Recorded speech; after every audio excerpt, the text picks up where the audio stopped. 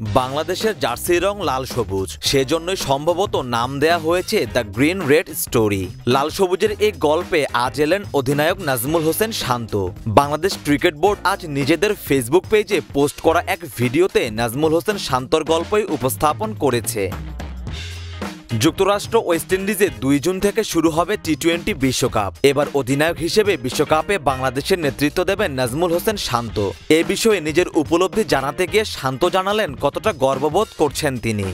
প্রথমে দেশের হয়ে প্রতিনিধিত্ব করা অবশ্যই, তারপরে যদি আবার এটা ওয়ার্ল্ড কাপের মতো একটা আসরে এই ধরনের অপরচুনিটি আসে তাহলে তো ওই প্লেয়ারের জন্য অনেক গর্বের একটা ব্যাপার। টি-20তে সাম্প্রতিক ফর্মটা ভালো যাচ্ছে না বাংলাদেশের। আমেরিকার সাথে সিরিজ হারের লজ্জায় পড়তে হয়েছে শান্ত সাকিবদের। স্বাভাবিকভাবেই তাই প্রশ্নটি চলে আসে, বিশ্বকাপে নিজেদের কতটুকু সম্ভাবনা দেখছেন বাংলাদেশ অধিনায়ক? সব থেকে বড় যেই গোলটা, বাট আমার কাছে ক্যাপ্টেন হিসেবে যে জিনিসটা ইম্পর্টেন্ট, আমরা আমাদের প্রিপারেশন ঠিক মতো নিয়েছি কিনা, আমাদের ছোট ছোট কাজগুলা করছি কিনা, আমাদের প্রসেসটা ঠিক আছে কিনা, এই জিনিসগুলো যদি আমরা ঠিকভাবে করতে পারি, আমাদের এই জিনিসটা যদি আমরা মেনটেন করতে পারি, প্রত্যেকটা ম্যাচে আমাদের স্ট্রেংথ অনুযায়ী খেলতে পারি, রেজাল্ট উইল কাম।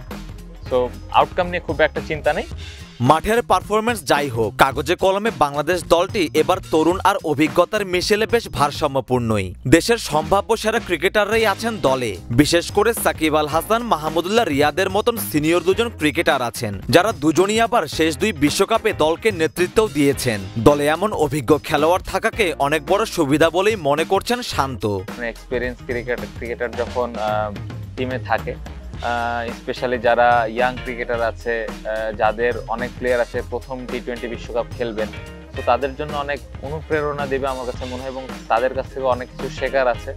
পাশাপাশি তাদের তো ক্যাপ্টেন্সি করারও একটা অভিজ্ঞতা আছে। সো আমি আশা করব যে অনেক টাফ টাইমে আমার কোনো ধরনের কোনো হেল্প যদি প্রয়োজন হয় তারা অবশ্যই আমাকে করবেন। সোফার অলরেডি করছেন, অনেক সময় কোনো জায়গায় যদি আমার কোনো সাজেশনের প্রয়োজন হয় তারা এগিয়ে আসেন। সো ওয়ার্ল্ড কাপে এরকম এর ব্যতিক্রম হবে না বলে আমি আশা করি। অধিনায়ক হিসেবে নিজের লক্ষ্য জানিয়েছেন শান্ত, নিজের দায়িত্বটা ঠিকঠাকভাবে পালন করে যেতে চান বাংলাদেশ অধিনায়ক। এই সময়টাকে এনজয় করতে চাই এবং টিমের হয়ে প্রত্যেকদিন কন্ট্রিবিউট করতে চাই, যে রেসপন্সিবিলিটিসটা আছে ওইটা ঠিকভাবে পালন করতে চাই, এটাই টার্গেট। আর খুব বেশি ক্যাপ্টেন হওয়া নিয়ে যে অনেক বেশি দায়িত্ব বেড়ে গেছে জিনিসটা এভাবেও চিন্তা করতে চাই না।